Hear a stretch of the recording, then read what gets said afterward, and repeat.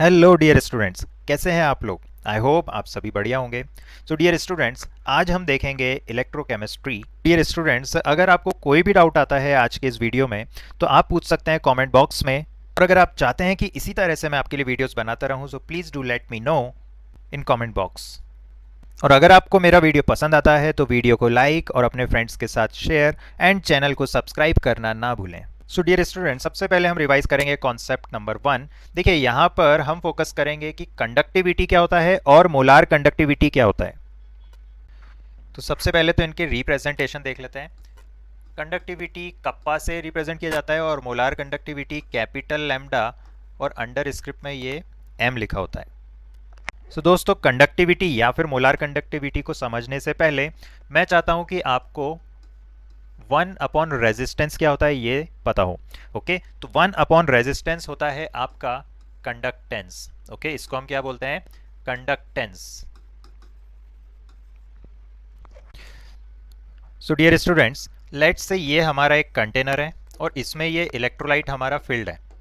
Electrolyte हमारा यहाँ पर इस कंटेनर में फिल्ड है। तो इस कंटेनर में मैं एक ऐसा क्यूब इमेजिन करता हूँ। ओके, ये देखिए, और इस क्यूब के अंदर जितना भी इलेक्ट्रोलाइट होगा और उसका जो कंडक्टेंस होगा उसी को हम बोलते हैं के या फिर कप्पा। तो कप्पा क्या होता है? Conductance, conductance of unit volume of electrolyte. Okay, क्योंकि ये जो क्यूब है इस क्यूब का डायमेंशन मैंने 1 यूनिट माना है। ओके, और अगर मैं ये डायमेंशन 1 सेंटीमीटर मान लूं, ओके, तो ये वॉल्यूम कितना हो जाएगा? ये वॉल्यूम हो जाएगा मेरा 1 सेंटीमीटर क्यूब। 1 सेंटीमीटर क्यूब को 1 मिलीलीटर भी बोलते हैं। ओके, तो पूरा कंटेनर का वॉल्यूम जितना भी हो, बट इस 1 सेंटीमीटर क्यूब वॉल्यूम का जितना भी कंडक्टेंस होगा वो होता है हमारा कप्पा, या फिर इसको हम क्या बोल देते हैं? कंडक्टिविटी। ओके, कंडक्टिविटी या फिर स्पेसिफिक कंडक्टेंस भी हम इसको बोल देते हैं। ओके, तो कहीं पर आपको अगर स्पेसिफिक कंडक्टेंस लिखा हुआ दिखाई दे, इट मींस यहां पर कंडक्टिविटी या फिर कप्पा की बात की जा रही है। सो डियर बच्चों, अब देखेंगे मोलार कंडक्टेंस। ओके, तो देखिए मोलार कंडक्टेंस क्या होता है? मोलार कंडक्टेंस होता है conductance, conductance of 1 mole of electrolyte. ठीक है, सो लेट्स से मेरे पास में ये है एक कंटेनर और इसमें फिल्ड है इलेक्ट्रोलाइट, ये इलेक्ट्रोलाइट फील्ड है। ठीक है, सो लेट्स से मेरा 1 मोल ऑफ इलेक्ट्रोलाइट। ओके, ठीक है, लेट्स से कि इतना जो वॉल्यूम है, ओके, ये एक रैंडम वॉल्यूम मैंने कहा, और इसमें कितने मोल इलेक्ट्रोलाइट प्रेजेंट है इस वॉल्यूम में? ओके, इस वॉल्यूम में 1 मोल इलेक्ट्रोलाइट प्रेजेंट है। ओके, और ये जो वॉल्यूम है ये लेट्स से क्या है? V। तो वॉल्यूम जिसमें 1 मोल इलेक्ट्रोलाइट प्रेजेंट हो उसको हम क्या बोलेंगे? Molar volume, molar volume. ठीक है, तो अभी हम आते हैं हमारे मोलार कंडक्टिविटी पर। तो मोलार कंडक्टिविटी क्या हो गया? Conductance of 1 mole of electrolyte. इसका मतलब ये जो V वॉल्यूम है, V मतलब मोलार वॉल्यूम, तो इतने वॉल्यूम में जितना भी इलेक्ट्रोलाइट प्रेजेंट होगा और उसका जो कंडक्टेंस होगा, ओके, उसको हम बोल देंगे मोलार कंडक्टिविटी। चलिए अब फाइंड करते हैं कि कंडक्टिविटी और मोलार कंडक्टिविटी कैसे रिलेटेड है। ओके, चलिए इसके लिए मैं आपसे क्वेश्चन पूछना चाहूँगा कि अगर मैं कहूँ आपसे कि मेरा एक पेन, 1 पेन, इसकी कॉस्ट है 2 रुपीज़। ओके, तो 5 पेन की कॉस्ट क्या होगी? तो आप कहोगे 5 इंटू 2, 10 रुपीज़। ठीक है, इसी तरह से मेरा यूनिट वॉल्यूम, यूनिट वॉल्यूम का जो कंडक्टेंस होता है वो क्या होता है? तो यूनिट वॉल्यूम का कंडक्टेंस कप्पा होता है। ओके, अब मैं कह रहा हूं कि V वॉल्यूम, V वॉल्यूम का कंडक्टेंस कितना होगा? ओके, यूनिट का मतलब क्या? 1। ओके, तो 1 या फिर यूनिट वॉल्यूम का कंडक्टेंस है कप्पा, तो V वॉल्यूम का कंडक्टेंस, V यहां पर क्या है मेरा? V यहां पर है मेरा मोलार वॉल्यूम जिसमें 1 मोल इलेक्ट्रोलाइट प्रेजेंट है। ठीक है, तो V वॉल्यूम का कंडक्टेंस कितना होगा? तो 1 वॉल्यूम का K, तो V वॉल्यूम का कंडक्टेंस क्या होगा?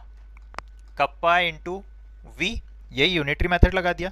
और V वॉल्यूम या मोलार वॉल्यूम का जो कंडक्टेंस होता है उसको हम क्या बोलते हैं? उसको हम बोलते हैं मोलार कंडक्टिविटी।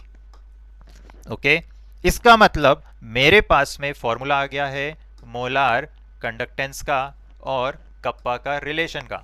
ओके, तो ये फॉर्मूला इंपॉर्टेंट है, इसको आपको याद रखना है। अब देखिए, जनरली जो आपको क्वेश्चंस दिए होते हैं उसमें जो V या फिर मोलार वॉल्यूम है, ये यूनिट्स क्या होते हैं इसके? Centimetre cube. ओके, तो मोलार वॉल्यूम जो आपको जनरली दिया होता है वो सेंटीमीटर क्यूब में दिया होता है। सेंटीमीटर क्यूब को आप मिलीलीटर भी लिखते हो। ओके ओके, तो चलिए, V का मतलब ये वॉल्यूम लेट से क्या है? V centimetre cube. और इसके अंदर कितना इलेक्ट्रोलाइट प्रेजेंट है? 1 मोल इलेक्ट्रोलाइट प्रेजेंट है। सो लेट से मुझे मोलारिटी लिखना है, m इज मोलारिटी। तो मोलारिटी क्या होता है? Number of moles divided by volume of solution in litre. तो V सेंटीमीटर क्यूब या फिर क्या लिख सकते हो? V millilitre. तो V अपॉन 1000, क्योंकि लीटर में लिखना है मुझे डिनोमिनेटर में, moles upon volume in litre, तो इसको क्या लिख सकते हो? 1000 अपॉन V। ओके, तो मोलारिटी का फॉर्मूला आ गया 1000 अपॉन V। तो अगर मैं ऐसा लिखूं V is equal to 1000 upon M। Okay, तो ये देखिए, अभी जो फॉर्मूला हमने यहां पर लिखा था कप्पा इंटू V, इसको मैं और क्या लिख सकता हूं?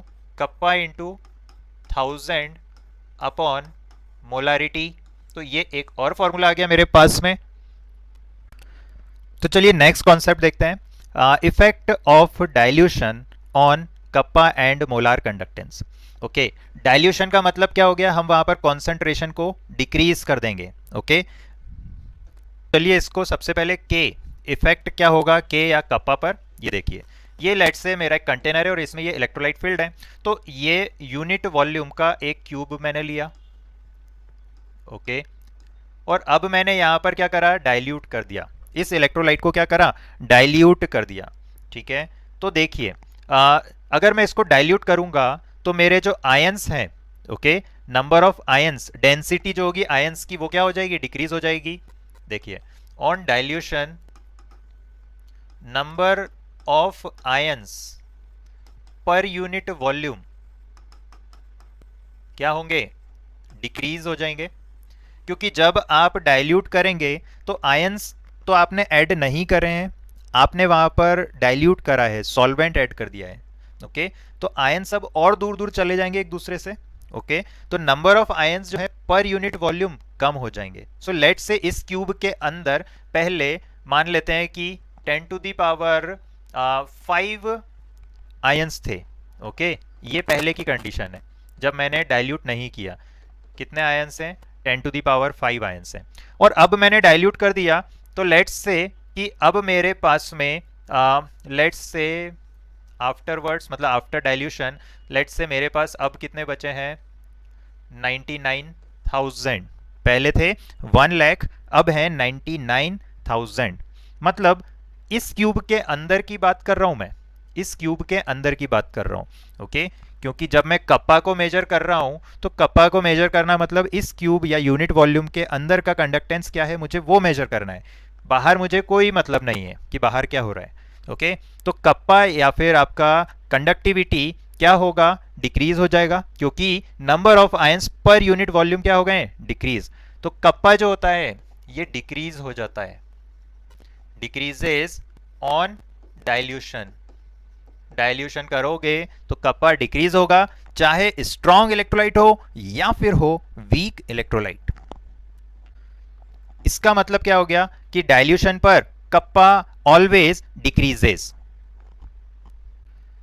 तो यहां पर हम क्या लिख देंगे? Kappa decreases. ठीक है, ये आपको याद रखना है ऑन डाइल्यूशन। ठीक है, अब आते हैं कि मोलार कंडक्टेंस के साथ में क्या होता है। तो देखिए, ये मेरा कंटेनर और इसमें फिल्ड है इलेक्ट्रोलाइट, और लेट्स से कि ये मेरा वो वॉल्यूम है V, जिसको मैं क्या बोलता हूं? Molar volume. ओके, तो अगर मैं कहूं कि लेट्स से कोई एक वैल्यू ले लेते हैं, जैसे मैंने कहा 2.7 6 मिलीलीटर वॉल्यूम है ये, ओके। और ये क्या है, molar volume before dilution, before dilution, okay. अब देखिए, अगर मैंने डाइल्यूट कर दिया, अगर मैंने यहां पर इसको क्या करा, डाइल्यूट करा, ठीक है, तो ये जो वॉल्यूम था पहले, इस वॉल्यूम में 1 मोल ऑफ इलेक्ट्रोलाइट थे, और अब मैंने अगर डाइल्यूट कर दिया तो क्या होगा, तो मेरे जो ये आयंस थे 1 मोल ऑफ इलेक्ट्रोलाइट, ये दूर दूर चला जाएंगे। तो दूर दूर चले जाएंगे तो लेट्स से ये अब इतने वॉल्यूम में कितने इलेक्ट्रोलाइट प्रेजेंट है, 1 मोल, ओके। तो 1 मोल ऑफ इलेक्ट्रोलाइट, अब जो वॉल्यूम है लेट्स से ये आ रहा है 3.4 मिलीलीटर वॉल्यूम, ओके। मतलब ये कब की बात हो गई, आफ्टर डाइल्यूशन की बात हो गई। तो आफ्टर डाइल्यूशन जो मेरा मोलार वॉल्यूम है, ये मोलार वॉल्यूम क्या होता है, इंक्रीज हो जाता है। तो देखिए क्या समझ में आया हमको कि जो हमारा मोलार वॉल्यूम होता है, molar volume increases, molar volume increases on dilution. ये अच्छे से क्लियर हो गया। मोलार वॉल्यूम को V से रिप्रेजेंट करते हैं, ठीक है। अब देखिए, अभी थोड़ी देर पहले हमने एक फॉर्मूला देखा था मोलार कंडक्टेंस का, कप्पा इंटू V, ठीक है। तो अगर मेरा V बढ़ गया, अगर मेरा V बढ़ गया तो मोलार कंडक्टेंस भी बढ़ जाना चाहिए, ओके। लेकिन अभी हम डायरेक्टली कंक्लूड नहीं करेंगे, अभी हमारा कप्पा भी तो है। तो अगर मैं डाइल्यूट कर रहा हूं, तो अभी थोड़ी देर पहले हमने देखा था कि कप्पा क्या होता है, डिक्रीज हो जाता है, डिक्रीजेस ऑन डाइल्यूशन। और V तो अभी हमने देखा ये क्या होता है, इंक्रीज हो जाता है ऑन डाइल्यूशन, ठीक है। तो देखिए अब कप्पा डिक्रीज होता है और मोलार वॉल्यूम इंक्रीज होता है ऑन डाइल्यूशन, ठीक है। तो एक्सपेरिमेंटली क्या देखा गया कि जो डिक्रीज हो रहा है कप्पा का, ओके, और इंक्रीज हो रहा है मोलार वॉल्यूम का, तो इन दोनों में से ज्यादा लीडिंग कौन है, तो मोलार वॉल्यूम है, ओके। तो अगर हम ओवरऑल देखेंगे तो अगर मोलार वॉल्यूम का ज्यादा इफेक्ट है चेंज में, तो फिर इंक्रीज होता है मोलार कंडक्टेंस। तो ये एक्सपेरिमेंटली ऑब्जर्व किया गया। क्या ऑब्जर्व किया गया कि मोलार कंडक्टेंस इंक्रीज होता है ऑन डाइल्यूशन। ऐसा क्यों, क्योंकि जो इफेक्ट ऑफ मोलार वॉल्यूम आ रहा है वो ओवरऑल ज्यादा आ रहा है। तो एक हो रहा है डिक्रीज, एक हो रहा है इंक्रीज। तो ओवरऑल मोलार कंडक्टेंस इंक्रीज होता है, ये एक्सपेरिमेंटली ऑब्जर्व होता है ऑन डाइल्यूशन। और ये जो इंक्रीज हो रहा है ये दोनों के लिए, मतलब वीक इलेक्ट्रोलाइट हो या फिर हो आपका स्ट्रॉन्ग इलेक्ट्रोलाइट, वीक हो या स्ट्रॉन्ग हो, दोनों के लिए वैलिड है, molar conductivity increases on dilution. तो देखिए अभी मैंने आपको बताया कि वीक इलेक्ट्रोलाइट हो या फिर हो आपका strong electrolyte, molar conductivity increase होता है ऑन डाइल्यूशन।